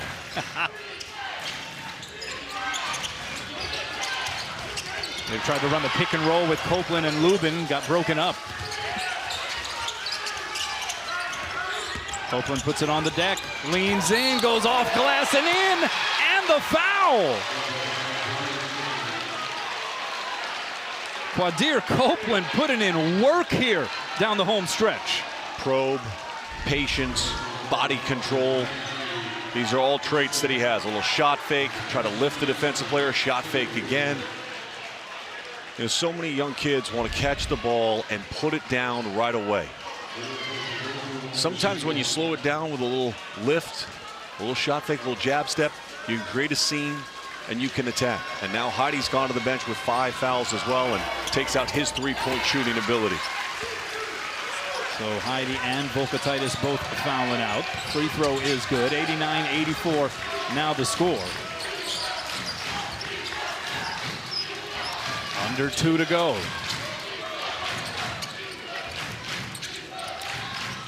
Pope picking up the dribble. Weaver finally coming over to give some assistance. Working late in the shot clock. The ball hasn't even got inside the NBA 3-point line yet. Wilcher lost the handle. Somehow it goes to Traore. Finds Swain for the flush. Sometimes it's better to be lucky than good, and sometimes when you're lucky, it looks good. And that'll be tapped out of bounds by Weaver. Yeah, the fortunate carom there on that last play for Texas. A loose ball looks like it's going to be a turnover or maybe a shot clock violation, and instead Traore able to pick it up and Swain able to finish. A good job by Swain, by the way, not standing and watching but cutting to the open space. Movement without the ball, so key on offense. 14 now for Dalen Swain. He's had a strong showing here these 3 days in Lahaina. Copeland finds Breed for 3.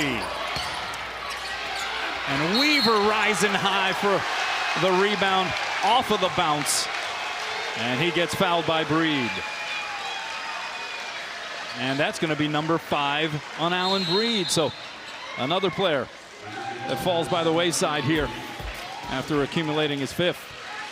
Let's take a look at the Marriott Bonvoy Battle for Atlantis bracket. Semifinals tomorrow, 24th ranked Vanderbilt and VCU, and on the other side, Virginia Tech and St. Mary's. I think that's the game to watch tomorrow, is that Virginia Tech St. Mary's contest. St. Mary's playing like a top 25 team. Virginia Tech would be a significant win for them come March, because it beat quad one. Randy Bennett's team is that good. Mikey Lewis, if you haven't watched him play, averaging over 19 points per game, shooting 55% from beyond the arc.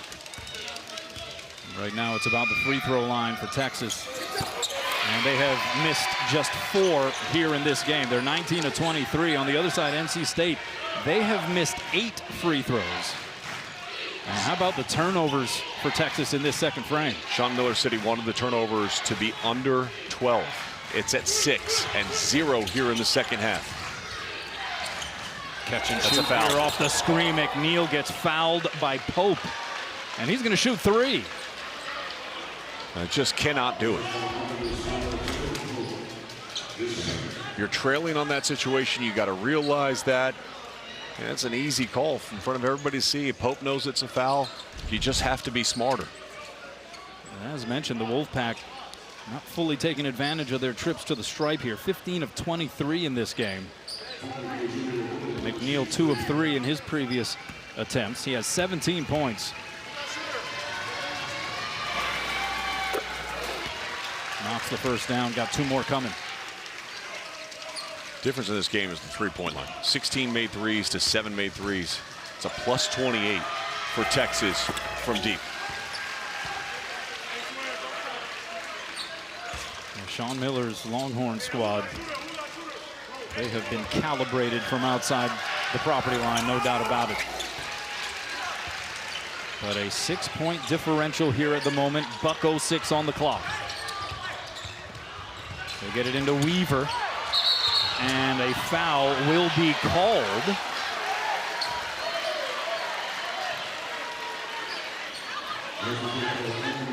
Pretty easy call right there on that trap. I mean, he was able to split the double teams with arms flailing. Good job by Weaver being strong with the basketball. Watch as he pivots through. Contact being made.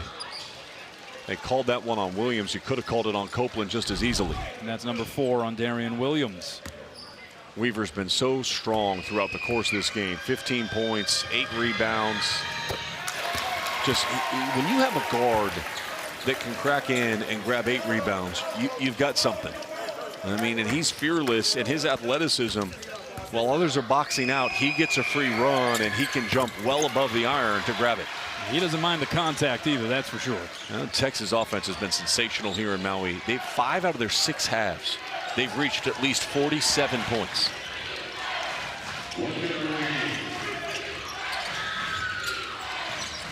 McNeil can't hit the 3.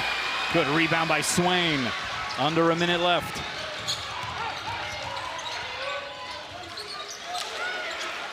Now they can kind of play keep away. And now the foul committed by Williams. That's his 5th. The reality is you'd hope anybody other than Williams would have taken the foul there. And so Williams will head to the bench. 10 points, 3 of 10 shooting, and the 5 fouls. How you execute in those moments, right? So if you're going to foul, you don't want as much time to come off the clock. They let Swain dribble all the way up the floor, pick up his dribble, pass it to Traore, still no foul, then they kick it out, then they foul. Too many seconds ran off the clock. That's number 1.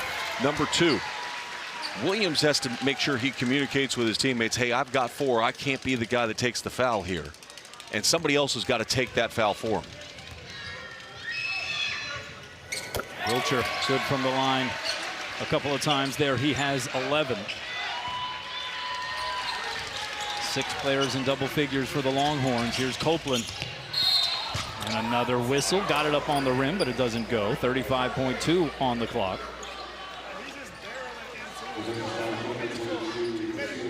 Well, we have a break in the action. Let's take a look at tonight's play of the game. Brought to you by Lodge Cast Iron. And the play game becomes pretty simple for Texas when you look at the fact that they were smart enough to find number 0 on their team, Jordan Pope. Early, often, confidence brewing, coming off a lot of dribble handoffs, creating space, shifting the defense with the bounce and stepping back, out in transition, finding them on the weak side. He was dialed in, 7 of 13 from deep for Jordan Pope. Yeah, the player of the game brought to you by Tommy Bahama. It is his papacy. Jordan Pope, 24 points, 7 of 13 from outside the arc. Well, and 4 assists and only 1 turnover, too. And that turnover number is really key.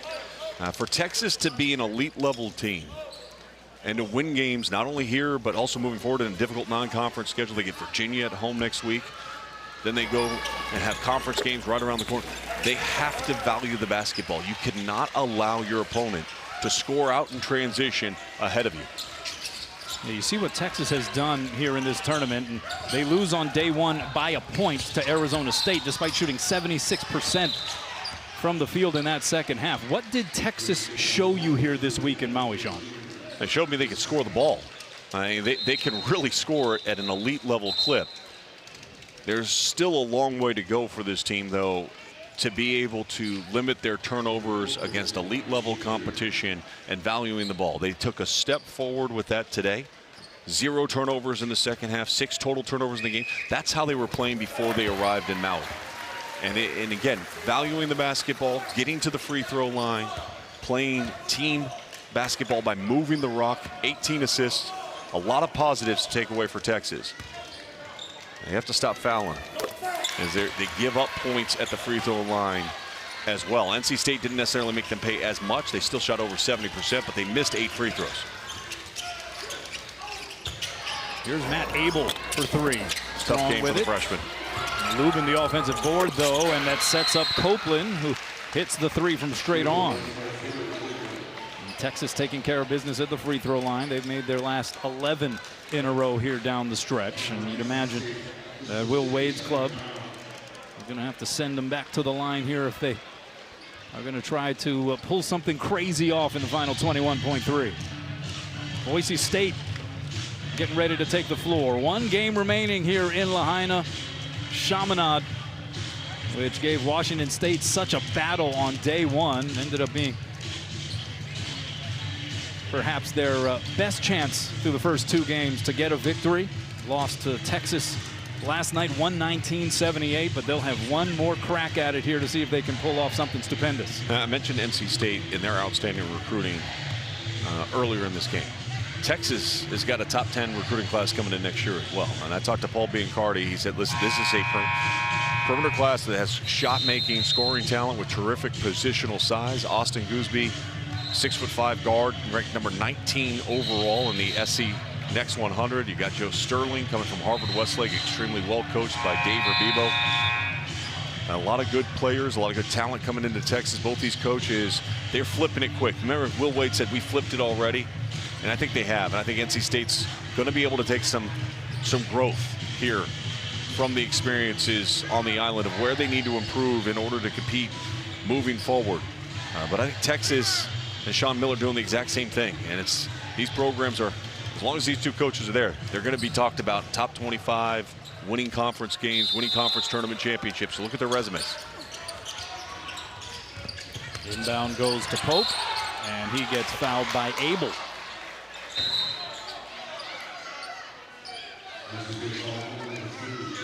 NC State had the lead 71-70 with just under 8 minutes left. Texas then proceeded to rip off 10 straight points over the next 2 minutes, and that to this point has been the ball game. Well, and that 10-0 run, if you recall, they weren't getting out and scoring in transition at all. And all of a sudden they were able to throw ahead, find guys wide open, uncontested 3-point shots. 3 threes and a free throw were the 10-0 run.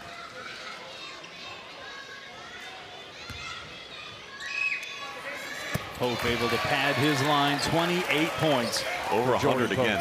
Yeah. This Longhorn offense busting out here on Maui. Copeland not done. 12 seconds to go. 7-point advantage here for the Horns. I'm here for 100-point games. I love good offense.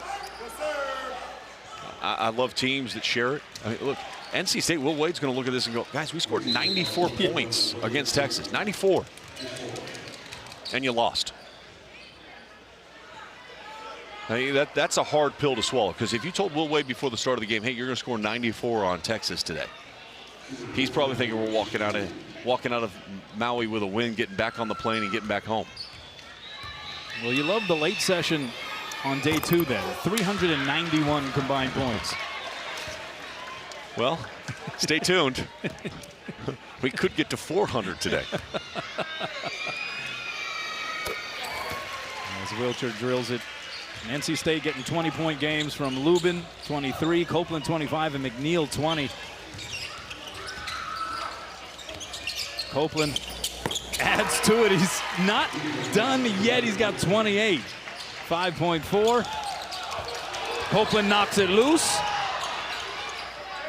This is Arsenault at the horn, and that's how this one ends. Texas will leave the islands having scratched 2 wins here in the Southwest Maui Invitational, and they will finish 5th in this year's tournament. A mere 199 points scored in this contest between these two teams. Jordan Pope was sensational. The shooting of Texas was outstanding. What Sean Miller will be most pleased about, though, will be this one turnover that they had, which was on that final play as the seconds ran off the clock that they had in the second half. So once again, final score 102-97. Texas over nationally ranked NC State. We got one more coming. It's Boise State and Chaminade. For Sean Farnham, I'm Kanoa Leahy. Let's get you to the studio with Zubin Mehenti, Tom Crean, and Malcolm Huckabee. Aloha for now from Maui. Kanoa indeed, but in a half hour or so, we'll be right back to you for that game between Chaminade and the Boise State Broncos as we welcome you inside the college basketball scoreboard. So from the 5th place winner in Maui, which you guys announced, to the winner, and it's going to be USC and Arizona State. This thing was tied at the half. Malcolm, and then Chad Baker-Mazara, 25 years old, started to light it up for the Trojans. Coach, he was great in this game. He scored the ball, shot the ball well from the three-point line, but he played point guard in this one and made it easier for the other guys. He was just a pure basketball player today. I mean, just on top of his game, getting to the rim, making the passes, making threes, and they did all of it, Malcolm, without who could have easily been the MVP in this tournament, Rodney Rice. Wow, they're going to be a scary good team, Coach. And Coach Musselman talked about this. They're without Elijah Arenas as well, too. Sure. So you add him into the mix, they're going to be a dangerous team. Did it at Auburn, and that year Auburn last year went to the Final Four. Maybe it's a harbinger for USC. We will see. The Rodney Rice thing is something you guys talked about. He's got a shoulder injury. Wait to see when he returns. But bottom line, SC is 7-0, and they've got to be feeling good. Let's talk about another team that's feeling good, and that would be the team that finished in 5th place today, just moments ago, in the Maui Invitational. It's got to feel really good here to be able to leave the islands, head home with a win, and have a winning record in the tournament. Well, yeah, and if you're NC State, you're thinking, okay, we shot 53%, we shot 40-plus from 3, 47%. We dominated the paint, but we got beat, right? Like, it was just the defense was not close. I mean, this was a high-scoring game. Jordan Pope was electric in the first half, ends up with 7 threes. They had 4 guys make 3 or more threes in this game. And if you're Texas, you're feeling really good about this week. NC State still, they can get better from this. They got to clean up the defense and things like that. But Texas was on fire. 16 threes. 16 threes. That really was the story of this game. And you're right. Look, NC State, they're going to be fine. They have plenty of talent. And that's the problem, though, with these MTEs, right? Either somebody's going to go home with a bad taste in their mouth, you're fatigued. And I like what Chad Baker-Mazara said in his interview. He said it's more mental. The mental fatigue comes in along with the physical fatigue. And, again, you look at, though, what Texas did in this game. They came out hot, and Jordan Pope, I mean, he hit some contested shots. A lot of those were contested threes that he hit. The other ones, obviously, there's some work to be done with NC State, but he caught a heater, and he really was the best player out on the court today.